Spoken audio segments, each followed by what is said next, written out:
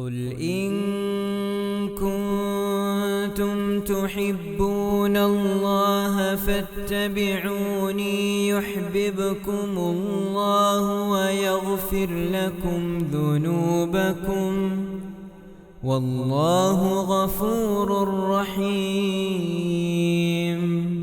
السلام عليكم ورحمة الله وبركاته. الحمد لله والصلاة والسلام على رسول الله وعلى آله وصحبه أجمعين. أما بعد فاتقوا الله عباد الله. അല്ലാഹു സുബ്ഹാനഹു വ തആല നമുക്കെല്ലാവർക്കും കാരുണ്യം നൽകി ഈ വിശുദ്ധ റമദാനിൽ അവൻ്റെ പ്രത്യേകമായ അളവറ്റ കാരുണ്യം നൽകി നമ്മയെല്ലാം അവൻ അനുഗ്രഹിക്കുമാറാകട്ടെ. സഹോദരങ്ങളെ, നമ്മുടെ കർമ്മങ്ങളെല്ലാം അല്ലാഹു സുബ്ഹാനഹു വ തആല സ്വീകരിച്ച് നമ്മെ ഏവരെയും അവൻ അനുഗ്രഹിക്കുമാറാകട്ടെ. നോമ്പുമായി ബന്ധപ്പെട്ടുകൊണ്ടുള്ള വിഷയങ്ങളിൽ ഗർഭിണികളായ സ്ത്രീകൾ, അതേപോലെ തന്നെ മുലയൂട്ടുന്ന ഉമ്മമാർ, ഇവർക്കും അല്ലാഹു സുബ്ഹാനഹു വ തആല ഇളവ് അനുവദിച്ച് കൊടുത്തിട്ടുള്ള വിഭാഗം തന്നെയാണ്. ഇവിടെ നമ്മൾ മനസ്സിലാക്കിയിരിക്കേണ്ടുന്നൊരു കാര്യം, ഒരാൾ ഗർഭിണിയായി എന്നുള്ളത് കൊണ്ട് മാത്രം, അല്ലെങ്കിൽ മുലയൂട്ടുന്ന ഒരു ഉമ്മയായി എന്നുള്ളത് കൊണ്ട് മാത്രം അയാൾ നോമ്പൊഴിവാക്കാൻ പാടില്ല. ഗർഭിണിയാവട്ടെ മുലയൂട്ടുന്ന ഉമ്മയാവട്ടെ, റമദാനിൽ പ്രയാസങ്ങളൊന്നുമില്ല, ഗർഭിണിക്ക് ബുദ്ധിമുട്ടൊന്നുമില്ല, അതല്ലെങ്കിൽ മുലയൂട്ടുന്ന ഉമ്മയാണ്, പ്രശ്നമൊന്നുമില്ല, മുലയൂട്ടുന്നുണ്ട്, കുട്ടിക്ക് വേറെ ഫുഡും കൊടുക്കുന്നുണ്ട്, അങ്ങനെയുള്ള ആളുകൾ അവരൊക്കെ റമദാനിലും നോമ്പെടുക്കൽ നിർബന്ധമാണ്, പ്രയാസങ്ങളൊന്നുമില്ല. അതേ അവസരത്തിൽ എപ്പോഴാണ് അവർക്ക് ഇളവ് നൽകപ്പെടുന്നത്?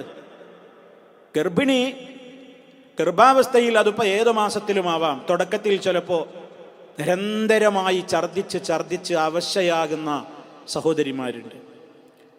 അതേപോലെ തന്നെ വളരെയേറെ ക്ഷീണവും ബെഡ് റെസ്റ്റുമൊക്കെ നിർദ്ദേശിക്കപ്പെട്ടിട്ടുള്ള ആ നിലക്കുള്ള സഹോദരിമാരുണ്ടാകും. തീരെ അവർക്ക് കഴിയില്ല. പ്രഗത്ഭരായ ഡോക്ടർമാർ, അവരെ പരിശോധിക്കുന്ന ഡോക്ടർ പറഞ്ഞിട്ടുണ്ട്, നിങ്ങൾ നോമ്പെടുക്കുന്നത് നിങ്ങൾക്ക് കഴിയില്ല. അങ്ങനെ വിശ്വസ്തരായ ആളുകളുടെ ആ നിലക്കുള്ള നിർദ്ദേശം നൽകപ്പെട്ട ഒരു ഗർഭിണി, അവർക്ക് അതുപോലെ തന്നെ അത് അവരുടെ ശാരീരികമായ ആരോഗ്യത്തിന്, അതുപോലെ തന്നെ നമ്മുടെ ഗർഭസ്ഥ ശിശുവിൻ്റെ കാര്യങ്ങൾക്ക് ഒക്കെ പ്രയാസകരമായിരിക്കും. ഇങ്ങനെയൊക്കെയുള്ള ഘട്ടങ്ങളിൽ അവർക്ക് ഇളവുകളുണ്ട്. അതേപോലെ മുലയൂട്ടുന്ന ഉമ്മമാർ, ഇപ്പോൾ മുലയൂട്ടുന്ന ഉമ്മമാരെന്ന് പറയുന്നത് കുട്ടിക്ക് ചിലപ്പോൾ 5 മാസം 6 മാസമൊക്കെ ആയി കഴിഞ്ഞാൽ, ചില ആളുകളൊക്കെ അതിൻ്റെ മുമ്പ് തന്നെയും മറ്റ് ഫുഡുകളൊക്കെ നൽകാൻ തുടങ്ങിയിരിക്കും. എന്നാൽ മുലപ്പാൽ മാത്രം ഊട്ടിക്കൊണ്ടിരിക്കുന്ന ഉമ്മമാരുണ്ടാകും. അവരെ സംബന്ധിച്ചിടത്തോളം അവർ നോമ്പെടുക്കുമ്പോൾ മുലപ്പാൽ കുറയാനും അതുപോലെ തന്നെ കുട്ടികൾക്ക് പ്രയാസകരമായ പല സാഹചര്യങ്ങളും ഉണ്ടാകാനുമൊക്കെ ഇടയുള്ളത് കൊണ്ട് ഡോക്ടർമാർ പറയാറുണ്ട്, അത്തരം ഘട്ടങ്ങളിൽ നിങ്ങൾ നോമ്പ് ഒഴിവാക്കുക. അതൊക്കെ നമ്മുടെ സഹോദരിമാർക്ക് മനസ്സിലാക്കുവാൻ സാധിക്കും. ഓരോരുത്തരുടെയും അവസ്ഥകൾ വ്യത്യസ്തങ്ങളായിരിക്കും. അവരവരുടേതായ ശാരീരികവും മാനസികവുമായ ശക്തിയുടെയും വ്യത്യാസങ്ങളുടെയും ഒക്കെ അടിസ്ഥാനത്തിൽ ഇവർക്കൊക്കെ വിവിധ രൂപത്തിലുള്ള അവസ്ഥകളായിരിക്കും ഉണ്ടാവുക. ഏതായിരുന്നാലും നമ്മളിവിടെ മനസ്സിലാക്കേണ്ടത് ഇത്ര മാത്രമേ ഉള്ളൂ. പ്രയാസമൊന്നുമില്ലെങ്കിൽ, അവർ ഗർഭിണിയായിപ്പോയി, അല്ലെങ്കിൽ അവർ മുലയൂട്ടുന്ന ഉമ്മയാണ് എന്നവരെ പേരും പറഞ്ഞുകൊണ്ട് അവർക്ക് നോമ്പ് ഒഴിവാക്കാൻ ഇളവൊന്നുമില്ല. അപ്പം ഇളവ് ബാധിക്കുന്നത് എന്തുകൊണ്ടാണ്? അവർക്ക് പ്രയാസമുണ്ടെങ്കിലാണ്. പ്രയാസമുണ്ടെങ്കിൽ ഗർഭിണികൾക്കും അതുപോലെ തന്നെ മുലയൂട്ടുന്ന ഉമ്മമാർക്കും നോമ്പ് ഒഴിവാക്കാം. അങ്ങനെ ഒഴിവാക്കുന്ന ഘട്ടത്തിൽ അവരെ സംബന്ധിച്ചിടത്തോളം തൻ്റെ കാര്യത്തിലോ അല്ലെങ്കിൽ കുഞ്ഞിൻ്റെ കാര്യത്തിലോ ഒക്കെ അവർക്ക് ഭയം തോന്നുകയാണെങ്കിൽ അവർക്ക് നോമ്പ് ഒഴിവാക്കാം. അവർ പിന്നീട് അത് എന്ത് ചെയ്യണം? ഖളാ വീട്ടണം. മുലയൂട്ടുന്ന സ്ത്രീകളുടെയും കാര്യം അങ്ങനെ തന്നെയാണ്. അവർ പിന്നീട് അത് ഖളാ വീട്ടുക. നഷ്ടമായ നോമ്പ് അവർ നോറ്റുവീട്ടിയാൽ മാത്രം മതി. ചില അഭിപ്രായങ്ങളിലൊക്കെ കുട്ടികൾക്ക് വേണ്ടിയാണ് അവർ നോമ്പ് ഒഴിവാക്കുന്നതെങ്കിൽ അവർ നോമ്പ് ഖളാ വീട്ടുന്നതിന് പുറമെ മുദ് നൽകണം, അഥവാ ഫിദിയ കൂടി നൽകണം, മിസ്കീനിന് ആഹാരം നൽകണം എന്നുകൂടി അഭിപ്രായപ്പെട്ടിട്ടുള്ള പണ്ഡിതന്മാരുണ്ട്. എന്നാൽ പല പണ്ഡിതന്മാരും, ഭൂരിപക്ഷം പണ്ഡിതന്മാരും ആ അഭിപ്രായം, അങ്ങനെ അവർ ഭക്ഷണമൊന്നും നൽകേണ്ടതില്ല, തൻ്റെ കാര്യത്തിൽ ഭയപ്പെട്ടത് കൊണ്ടായാലും കുഞ്ഞിൻ്റെ കാര്യത്തിൽ ഭയപ്പെട്ടത് കൊണ്ടാണെങ്കിലുമൊക്കെ അവർ റമദാനിൽ നോമ്പെടുക്കാൻ അവർക്ക് സാധ്യമാകാതെ വന്നാൽ മറ്റു ദിവസങ്ങളിൽ അവർ ആ നോമ്പ് ഖളാ വീട്ടിയാൽ മതി. പ്രായശ്ചിത്തമായി മുദ് അതല്ലെങ്കിൽ ഭക്ഷണം നൽകുക എന്നുള്ള ഫിദിയയൊന്നും അവർ നൽകേണ്ടതില്ല. ഇതാണ് അതിൽ ഏറ്റവും പ്രബലമായ അഭിപ്രായം. എത്ര കാലം കഴിഞ്ഞാലും, ചിലപ്പോൾ ഒരുപാട് കാലം അവർക്ക് കഴിഞ്ഞില്ല, ഉദാസീനത കൊണ്ട് അവരൊരിക്കലും ഒഴിവാക്കരുത്. അലസരായിട്ടവർ അടുത്ത റമദാൻ വരെ നോറ്റ് വീട്ടിയില്ല, വെറുതെ ഇങ്ങനെ ഈസി ആയിട്ടു എങ്കിൽ അവർ അതിൻ്റെ ഗൗരവം ഉൾക്കൊള്ളാൻ അടുത്ത റമദാനിലാണ് പിന്നീട് അവർ ചെയ്യുന്നത്. അതിൻ്റെ ഒരു റമദാൻ കഴിഞ്ഞിട്ടാണ്, അതും പിന്തിയിട്ടാണ്, അതവരുടെ അലസത കൊണ്ടാണ്. എങ്കിൽ അവർ എന്ത് ചെയ്യണം? നോമ്പും എടുക്കണം, പ്രായശ്ചിത്തവും നൽകണം എന്ന് അഭിപ്രായപ്പെട്ട പണ്ഡിതന്മാരാണുള്ളത്. ഇങ്ങനെ അലസത കൊണ്ട് ഒഴിവാക്കിയതാണെങ്കിൽ. അതല്ല, അവർക്ക് പ്രയാസം തന്നെയായി, കഴിഞ്ഞില്ല, കുറേ ബുദ്ധിമുട്ടുകൾ, അവർ ശ്രമിച്ചു, റമദാൻ്റെ ഉള്ളിൽ പൂർത്തിയാക്കാൻ സാധിച്ചില്ല, എങ്കിൽ അടുത്ത റമദാനും കഴിഞ്ഞിട്ടാണ് അവർക്ക് നോറ്റ് വീട്ടാൻ കഴിയുന്നതെങ്കിൽ, അതല്ല പിന്നെയും കഴിഞ്ഞില്ലെങ്കിൽ എപ്പോഴാണോ അവർക്ക് കഴിയുന്ന അവസരത്തിൽ അവർ നോറ്റ് വീട്ടിയാൽ മാത്രം മതി. പ്രായശ്ചിത്തമൊന്നും നൽകേണ്ടതില്ല, ഫിദിയയൊന്നും നൽകേണ്ടതില്ല എന്ന അഭിപ്രായമാണ് പ്രമാണത്തെ സംബന്ധിച്ചിടത്തോളം പ്രമാണങ്ങളുമായി കൂടുതൽ അടുത്ത് നിൽക്കുന്നത്. മറ്റുള്ള വീക്ഷണങ്ങളും പണ്ഡിത ലോകത്തുണ്ട് എന്നുള്ളത് നേരത്തെ പറഞ്ഞത് പ്രത്യേകം ഓർമ്മപ്പെടുത്തുകയാണ്. ഇനി സഹോദരന്മാരെ, മറ്റൊരു അഭിപ്രായം ഈ വിഷയത്തിലുള്ളത്, ഈ വിഷയത്തിൽ അവരെ സംബന്ധിച്ചിടത്തോളം ഇങ്ങനെ ഗർഭിണികളായ സ്ത്രീകളും മുലയൂട്ടുന്ന ഉമ്മമാരുമൊക്കെ അവർ വയോവൃദ്ധകളായ ആളുകളുടെ ആ ഗണത്തിൽ അവർക്ക് പ്രത്യേകം ഇളവുണ്ട് എന്നുള്ള അഭിപ്രായം പറഞ്ഞ പണ്ഡിതന്മാരുമുണ്ട്. അതായത് വിശുദ്ധ ഖുർആൻ പറഞ്ഞല്ലോ, വഅലല്ലദീന യുതീഖൂനഹു ഫിദിയത്തുൻ തആമു മിസ്കീൻ, വളരെ പ്രയാസപ്പെട്ടുകൊണ്ടല്ലാതെ അനുഷ്ഠിക്കാൻ കഴിയാത്ത വയോവൃദ്ധന്മാർ, വൃദ്ധകൾ, അങ്ങനെയുള്ള ആളുകളുണ്ടല്ലോ, ആ ഗണത്തിൽ ഇവരെ കൂടി ചേർത്തിരിക്കുകയാണ് ചില സഹാബിമാർ. അതായത് ഗർഭിണികൾ, മുലയൂട്ടുന്ന ഉമ്മമാർ, അവരെ സംബന്ധിച്ചിടത്തോളം അവർക്ക് ഇങ്ങനെ ഗർഭകാലത്തും അതുപോലെ തന്നെ മുലയൂട്ടുന്ന കാലത്തുമൊക്കെയായി അവർക്ക് ഒരുപാട് നോമ്പുകൾ നഷ്ടപ്പെടും. അങ്ങനെ നഷ്ടപ്പെട്ടിട്ട് അവരത് നോറ്റ് വീട്ടാൻ നോക്കുമ്പോൾ ആയിരിക്കും ചിലപ്പോൾ തുടരെ ചിലപ്പോൾ വീണ്ടും പ്രസവം വരും. അപ്പോൾ വീണ്ടും റമദാൻ, ആ പ്രസവത്തിൻ്റെ മുലയൂട്ടൽ കാലം, വീണ്ടും ഗർഭം, ആ പ്രസവത്തിൻ്റെ മുലയൂട്ടൽ കാലം, ഇങ്ങനെ വല്ലാതെ പ്രയാസപ്പെട്ട് അവരങ്ങനെ ബുദ്ധിമുട്ടുന്ന ഒരവസ്ഥ വരുന്നുണ്ടല്ലോ. അപ്പം അതുകൊണ്ട് തന്നെ അവരെ സംബന്ധിച്ചിടത്തോളം അവർ നോമ്പ് നോറ്റ് വീട്ടേണ്ടതില്ല, അവർ ഫിദിയ നൽകിയാൽ മാത്രം മതി എന്ന അഭിപ്രായപ്പെട്ട പണ്ഡിതന്മാരുണ്ട്. ഒരു ന്യൂനപക്ഷ പണ്ഡിതന്മാരുടെ വീക്ഷണം അങ്ങനെയാണ്. ആ വീക്ഷണം പ്രബലമല്ല എന്നാണ് ഭൂരിപക്ഷ പണ്ഡിതന്മാർ പറയുന്നത്. എന്നാൽ ഈ വീക്ഷണം പറഞ്ഞിട്ടുള്ള പണ്ഡിതന്മാരതിന് പറയുന്ന ന്യായങ്ങൾ നമ്മൾ മനസ്സിലാക്കിയിരിക്കേണ്ടത്, ഒന്നിപ്പോൾ ഞാൻ നേരത്തെ പറഞ്ഞു, വിശുദ്ധ ഖുർആൻ പറഞ്ഞിട്ടുണ്ടല്ലോ ഇങ്ങനെ, മുസാഫിറിനെ സംബന്ധിച്ചും രോഗിയെ സംബന്ധിച്ചും വിശുദ്ധ ഖുർആനിൽ എന്ത് പറഞ്ഞിട്ടുണ്ട്? മറ്റവസരങ്ങളിൽ അവർ നോറ്റ് വീട്ടട്ടെ എന്ന്. എന്നാൽ വയോവൃദ്ധരായ ആളുകൾ, അവരെ സംബന്ധിച്ചും ഖുർആൻ പറഞ്ഞു എന്ത്? വഅലല്ലദീന യുതീഖൂനഹു ഫിദിയത്തുൻ തആമു മിസ്കീൻ, വൃദ്ധനാണ്, പടുകിഴവനാണ്, കിഴവിയാണ്, അവർക്ക് നോമ്പെടുക്കാൻ കഴിയൂല, അവർക്ക് ഫിദിയ മാത്രം മതി, അതേ ഗണത്തിൽ ഇവരെയും ഉൾപ്പെടുത്താം എന്ന് പറഞ്ഞിട്ടുള്ള പണ്ഡിതന്മാർ, അത് മഹാന്മാരായ 2 സഹാബിമാരിൽ നിന്ന് ഈ വീക്ഷണമാണ് നമുക്ക് മനസ്സിലാക്കുവാൻ സാധിക്കുന്നത്. പണ്ഡിതന്മാർ പറയുന്നു, വബിഹി ഖാല ഇബ്നു അബ്ബാസ് വഇബ്നു ഉമർ റളിയല്ലാഹു അൻഹും വഗൈറുഹുമാ, അതായത് അബ്ദുല്ലാഹി ഇബ്നു അബ്ബാസ് റളിയല്ലാഹു തആല അൻഹുമാ, അതുപോലെ തന്നെ അബ്ദുല്ലാഹി ഇബ്നു ഉമർ റളിയല്ലാഹു അൻഹുമാ. അപ്പോൾ ഇബ്നു ഉമർ, ഇബ്നു അബ്ബാസ് എന്നൊക്കെ പ്രഗത്ഭരായ സഹാബിമാർ തന്നെയാണ്. ആ സഹാബിമാർ ഈ വീക്ഷണക്കാരാണ്. മാത്രമല്ല ഇബ്നു അബ്ബാസ് റളിയല്ലാഹു അൻഹുവിൽ നിന്നുള്ള വാചകം നമുക്ക് ഇമാം ത്വബരി അവിടുത്തെ തഫ്സീറിലൊക്കെ രേഖപ്പെടുത്തിയത് ഇപ്രകാരം വായിക്കാൻ സാധിക്കും: ഇദാ ഖാഫത്തിൽ ഹാമിലു അലാ നഫ്സിഹാ വൽ മുർളിഉ അലാ വലദിഹാ ഫീ റമളാൻ ഗർഭിണിയായ സ്ത്രീ അവൾ തൻ്റെ കാര്യത്തിൽ ഭയപ്പെടുന്നു, അല്ലെങ്കിൽ മുലയൂട്ടുന്ന ഉമ്മ തൻ്റെ കുഞ്ഞിൻ്റെ കാര്യത്തിൽ ഭയപ്പെടുന്നു എങ്കിൽ യുഫ്തിറാനി, അവർ രണ്ടാളും നോമ്പ് മുറിക്കട്ടെ, നോമ്പെടുക്കേണ്ടതില്ല. വയുതഇമാനി മക്കാന കുല്ലി യൗമിൻ മിസ്കീന, ഓരോ ദിവസത്തിനും പകരം അവർ എന്ത് ചെയ്യുക? മിസ്കീനിന് ഭക്ഷണം നൽകുക. അത് മതി അവർക്ക്, അവർ നോമ്പ് നോറ്റുവീട്ടേണ്ടതില്ല എന്ന വീക്ഷണമാണ് ഇബ്നു അബ്ബാസ് റളിയല്ലാഹു തആല അൻഹുമയിൽ നിന്നും ഉദ്ധരിക്കപ്പെട്ടിട്ടുള്ളത്.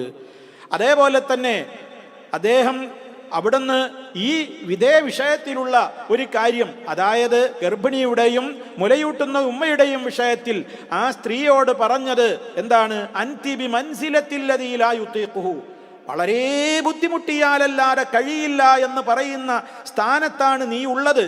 അതുകൊണ്ട് അലൈക്കി അൻ തുത്ഇമി മക്കാന കുല്ലി യൗമിൻ മിസ്കീന, എല്ലാ ദിവസത്തിനും പകരം നീ നോമ്പിന് പകരം ഒരു മിസ്കീനിന് നീ ഭക്ഷണം നൽകുക. വലാ ഖദാ അലൈക്കി, നീ ഖളാ വീട്ടേണ്ടതില്ല, നിനക്കത് നിർബന്ധമില്ല എന്ന് അദ്ദേഹം പറഞ്ഞതായും തഫ്സീർ തബരിയിൽ നമുക്ക് കാണുവാൻ സാധിക്കും. അതേപോലെ തന്നെ ഇമാം ദാറഖുത്നി റഹിമഹുല്ലാ അദ്ദേഹം രേഖപ്പെടുത്തിയതായി റിപ്പോർട്ട് ചെയ്യപ്പെട്ടത്, അദ്ദേഹത്തിൽ നിന്ന് റിപ്പോർട്ട് ചെയ്തതായി നമുക്ക് കാണാൻ സാധിക്കും. അനിബിൻ ഉമർ റളിയല്ലാഹു അൻഹുമാ, മഹാനായ അബ്ദുല്ലാഹി ഇബ്നു ഉമർ റളിയല്ലാഹു തആല അൻഹുമാ, അന്ന ഇംറഅതഹു സഅലതുഹു, അദ്ദേഹത്തിന്റെ ഭാര്യ അബ്ദുല്ലാ റളിയല്ലാഹു അൻഹുവിന്റെ അഥവാ ഇബ്നു ഉമർ റളിയല്ലാഹു അൻഹുവിന്റെ ഭാര്യ തന്നെ മഹാനവറുകളോട് ചോദിച്ചു. എപ്പോൾ? വഹിയ ഹുബ്ല, അവർ ഗർഭിണിയായിരിക്കെ ചോദിച്ചപ്പോൾ, ഈ വിഷയകമായി ചോദിച്ചപ്പോൾ മഹാനവറുകൾ നൽകിയ മറുപടി അഫ്തിരി, ഈ നോമ്പ് മുറിച്ചോളൂ, ഒഴിവാക്കിക്കോളൂ. വഅത്ഇമി അൻ കുല്ലി യൗമിൻ മിസ്കീന, ഓരോ ദിവസത്തിനും പകരമായി നീ മിസ്കീനിന് ഭക്ഷണം നൽകുക. വലാ തഖ്ലി, നീ അല്ലാഹു വീട്ടൽ നിനക്ക് നിർബന്ധമില്ല, അതാവശ്യമില്ല എന്നാണ് ഇബ്നു ഉമർ റളിയല്ലാഹു തആല അൻഹു ഭാര്യയ്ക്ക് നൽകിയ മറുപടി എന്നുകൂടി ഇമാം ദാറഖുത്നി അദ്ദേഹം റിപ്പോർട്ട് ചെയ്തതായി കാണുവാൻ നമുക്ക് സാധിക്കും. അപ്പൊ സഹോദരങ്ങളെ, മാത്രമല്ല ഈ ന്യായം പറയുന്ന പണ്ഡിതന്മാർ, ഇപ്പൊ ജീവിച്ചിരിക്കുന്ന പണ്ഡിതന്മാരിലും മരണപ്പെട്ടു പോയ പണ്ഡിതന്മാരിലും പൂർവീകരിലുമൊക്കെ ഈ വീക്ഷണമുള്ള ആളുകളും ഉണ്ട്. ഒരു ന്യൂനപക്ഷ അഭിപ്രായമാണ്. എന്നാൽ ഭൂരിപക്ഷം പണ്ഡിതന്മാരും പറയുന്നത് എന്താണ്? ആ അഭിപ്രായം അത്ര പ്രബലമല്ല, അതൊരു ദുർബലമായ അഭിപ്രായമാണ്, ഒരു പ്രബലമായ അഭിപ്രായമല്ല എന്നാണ് ഭൂരിപക്ഷം പണ്ഡിതന്മാർ ഈ അഭിപ്രായത്തെക്കുറിച്ച് പറയുന്നത്. എന്നാൽ ഈ അഭിപ്രായം പറഞ്ഞ ആളുകൾ പറയുന്ന മറ്റൊരു പോയിന്റ്, മഹാന്മാരായ ഈ രണ്ട് സഹാബികൾ പ്രഗത്ഭരാണ്. ഇബ്നു അബ്ബാസ് റളിയല്ലാഹു അൻഹുമാ, അദ്ദേഹം തഫ്സീർ റഈസുൽ മുഫസ്സിരീൻ എന്നാണ് അറിയപ്പെടുന്നത്. വിശുദ്ധ ഖുർആനിന്റെ വ്യാഖ്യാതാക്കളിൽ അഗ്രേസരനാണ്, പ്രഗത്ഭനാണ്. അതേപോലെ മുത്തബിഉസ്സുന്ന, സുന്നത്തിനെ പിൻപറ്റുന്നതിൽ ഏറ്റവും വലിയ കണിശത പുലർത്തുന്ന വ്യക്തിത്വമാണ് ഇബ്നു ഉമർ റളിയല്ലാഹു അൻഹുമാ. അവരൊക്കെ ഈ അഭിപ്രായം പറഞ്ഞിട്ട് സഹാബിമാർക്കിടയിൽ ഈ അഭിപ്രായമൊക്കെ അവർക്കിതാണ് അഭിപ്രായമെന്ന് അറിഞ്ഞിട്ട് ഏതെങ്കിലും ഒരു സഹാബി അത് പാടില്ല, അഭിപ്രായം തെറ്റാണ് എന്ന് പറഞ്ഞതായിട്ട് അറിയപ്പെട്ടിട്ടില്ലല്ലോ. അതുകൊണ്ട് ഫലത്തിൽ അവരുടെയൊക്കെ ഒരു മൗനസമ്മതമുള്ള ഒരു വിഷയം കൂടിയാണിത് എന്നുകൂടി ഈ വീക്ഷണം അഭിപ്രായപ്പെടുന്ന പണ്ഡിതന്മാർ അവരുടേതായ ന്യായമായി എടുത്ത് ഉദ്ധരിച്ചതായി നമുക്ക് കാണുവാൻ സാധിക്കും. അപ്പോൾ സുഹൃത്തുക്കളെ, ഏതായിരുന്നാലും നമ്മൾ ഇതിൽ മനസ്സിലാക്കിയിരിക്കേണ്ടത് എന്താണ്? അവരുടെ കാര്യത്തിൽ നമ്മൾ മനസ്സിലാക്കിയിരിക്കേണ്ടത്, ഭൂരിപക്ഷം പണ്ഡിതന്മാരും പറഞ്ഞ ആ ഒരു ന്യായമനുസരിച്ച് തന്നെ എന്ത് ചെയ്യുക? ഗർഭിണിയായിരിക്കെ, അതേപോലെ തന്നെ മുലയൂട്ടുന്ന ഉമ്മമാരൊക്കെ അവരെ നോമ്പ് ഒഴിവാക്കേണ്ടുന്ന സാഹചര്യമാണെങ്കിൽ നോമ്പ് ഒഴിവാക്കുക. എന്നിട്ട് അവരെന്ത് ചെയ്യട്ടെ? അവർക്ക് ആരോഗ്യം വീണ്ടും കിട്ടി, അതുപോലെ തന്നെ അവരുടേതായ പ്രയാസങ്ങളൊക്കെ മാറി അവർക്ക് നല്ല കാലം വരുമ്പോൾ അവരെന്ത് ചെയ്യട്ടെ? നോമ്പെടുക്കൽ തന്നെയാണ് നല്ലത്. നോമ്പെടുത്ത് വീട്ടുക, അതാണ് അവർ ചെയ്യേണ്ടത്. അതാണല്ലോ ഭൂരിപക്ഷത്തിൻ്റെ അഭിപ്രായം. അതേ അവസരത്തിൽ ഞാൻ നേരത്തെ പറഞ്ഞതുപോലെ തുടർച്ചയായ തുടർ പ്രസവങ്ങൾ, തുടർ മുലയൂട്ടലുകളൊക്കെ വരുമ്പോൾ എത്രയോ വർഷങ്ങളുടെയൊക്കെ നോമ്പ് പെൻഡിങ്ങിലായി പോകും. പിന്നെ അത് നോമ്പ് നോറ്റ് വീട്ടുവാനുള്ള പ്രയാസങ്ങളും ബുദ്ധിമുട്ടുകളും ഒക്കെ ഈ ഉമ്മമാർക്ക് ഉണ്ടാവുകയും ചെയ്യും. അങ്ങനത്തെയൊക്കെ ഘട്ടങ്ങൾ വരുമ്പോൾ ഈ ഒരു ഇളവുകൾ, അഥവാ ഈ സഹാബിമാരും മറ്റുള്ള പല പണ്ഡിതന്മാരും അഭിപ്രായപ്പെട്ടിട്ടുള്ള ന്യൂനപക്ഷത്തിൻ്റെ ഒരു അഭിപ്രായമാണെങ്കിലും അവരും പ്രഗത്ഭരായ ആളുകൾ തന്നെയാണല്ലോ എന്നുള്ള നിലക്ക് ആ ഒരു അഭിപ്രായത്തെ മുഖവിലക്കെടുത്തുകൊണ്ട് അത്തരം സന്ദർഭങ്ങൾ നേരിടുന്ന ആളുകൾ ഈ അഭിപ്രായത്തെയും അവർക്ക് സ്വീകരിക്കാം എന്നാണ് നമുക്ക് മനസ്സിലാകുന്നത്. ഇതാർക്കെങ്കിലും വേണ്ടി ഏതെങ്കിലും ആളുകൾ അങ്ങനെ ഇഷ്ടംപോലെ ഇനി ഗർഭിണിയാണോ നഞ്ഞ് നോമ്പെടുക്കണ്ട, ഇനി നമ്മൾ പ്രായശ്ചിത്തം മാത്രം നൽകിയാൽ മതി എന്നവർ ഈസി അതേപോലെ തന്നെ അതൊരു ലളിതമായി ലാഘവ ബുദ്ധിയോടുകൂടെ കാണാൻ വേണ്ടി പറയുന്നതല്ല സഹോദരിമാരെ. ഏതെങ്കിലും അങ്ങനത്തെ ഇത്തരം ഒരു പ്രയാസകരമായൊരു സാഹചര്യം ഉണ്ടെങ്കിൽ ഇങ്ങനെയും ഒരു ഇളവ് ആവാം എന്ന് അഭിപ്രായപ്പെട്ട പണ്ഡിതന്മാരും ഉണ്ടല്ലോ എന്ന വീക്ഷണം അത്തരം സാഹചര്യങ്ങളിൽ വേണമെങ്കിൽ സ്വീകരിക്കാവുന്നതാണ്, അവരവരുടെ അവസ്ഥകൾക്കനുസരിച്ചുകൊണ്ട് എന്നാണ് ഈ ഉള്ളവൻ അതിൽ നിന്ന് മനസ്സിലാക്കുവാൻ സാധിച്ചിട്ടുള്ളത്. അല്ലാഹു അഅലം. ഏതായിരുന്നാലും അല്ലാഹു സുബ്ഹാനഹു വ തആല ഒരിക്കലും പ്രയാസത്തെ ഉദ്ദേശിക്കുന്നില്ല, എളുപ്പത്തെയാണ് അവൻ ഉദ്ദേശിക്കുന്നത്. ഓരോ അവസ്ഥകൾ കണ്ടറിഞ്ഞുകൊണ്ടാണ് റഹ്മാനായ റബ്ബിൻ്റെ ഇസ്ലാമിക ശരീഅത്തിൻ്റെ ഓരോ നിയമങ്ങളും എന്നുകൂടി നമ്മൾ മനസ്സിലാക്കുക. അല്ലാഹു സുബ്ഹാനഹു വ തആല യഥാർത്ഥത്തിൽ കൃത്യമായി തന്നെ കാര്യങ്ങളെ മനസ്സിലാക്കുവാനും ആ കൃത്യമായ രൂപത്തിൽ തന്നെ എന്തൊക്കെയാണോ മനസ്സിലാക്കേണ്ടതെങ്കിൽ അതേപോലെ തന്നെ മനസ്സിലാക്കി. അത് പ്രത്യേകം എടുത്തു പറയാൻ കാരണം അള്ളാഹുവിനറിയാം ഓരോരുത്തരുടെയും അവസ്ഥകൾ എന്താണെന്ന്. ആ അവസ്ഥകൾ റബ്ബ് അറിയുന്നവനാണ്. ആ റബ്ബാണല്ലോ നമ്മെ പരലോക നാളിൽ വിചാരണക്കെടുക്കുന്നതും പ്രതിഫലം നൽകേണ്ടതുമൊക്കെ. ആ ഒരു മാനസികാവസ്ഥ അത് ഏത് കാര്യത്തിലും നമ്മുടെ മനസ്സിലുണ്ടായിരിക്കണം. അള്ളാഹു സത്യം സത്യമായി തന്നെ മനസ്സിലാക്കുവാനും നല്ല നല്ല കാര്യങ്ങൾ കൂടുതൽ വളരെ ആവേശപൂർവ്വം മനസ്സിലാക്കുവാനുമൊക്കെയുള്ള നാഫിയായ ഇൽമു നേടുവാനുമൊക്കെയുള്ള താല്പര്യം അള്ളാഹു നമുക്ക് വർദ്ധിപ്പിച്ച് തരുമാറാകട്ടെ. നമ്മുടെ കർമ്മങ്ങൾ എന്ത് തന്നെ ന്യൂനതകളുള്ളവയാണെങ്കിലും റഹ്മാനായ റബ്ബവൻ്റെ പ്രത്യേകമായ മഹളായ പ്രത്യേക കാരുണ്യം മുഖേന എല്ലാ ന്യൂനതകളിൽ നിന്നും മുക്തമായ നിലക്ക് നമ്മിൽ നിന്ന് എല്ലാവരിൽ നിന്നും സ്വീകരിക്കുമാറാകട്ടെ. പാപങ്ങളെല്ലാം പുറത്തു തന്ന് നമ്മെ അവൻ ശുദ്ധീകരിക്കുമാറാകട്ടെ. പാപമോചനം നൽകപ്പെട്ട മഹാഭാഗ്യവാന്മാരിൽ ഈ മാസത്തിൽ നമ്മെ എല്ലാം അല്ലാഹു ഉൾപ്പെടുത്തുമാറാകട്ടെ. അല്ലാഹുമ്മ ആതി അൻഫുസനാ തഖ്വാഹാ വസക്കിഹാ അൻത ഖൈറു മൻ സക്കാഹാ അൻത വലിയുഹാ വമൗലാഹാ വൽഹംദുലില്ലാഹി റബ്ബിൽ ആലമീൻ. വസ്സലാമു അലൈക്കും വറഹ്മത്തുള്ളാഹി വബറകാതുഹു.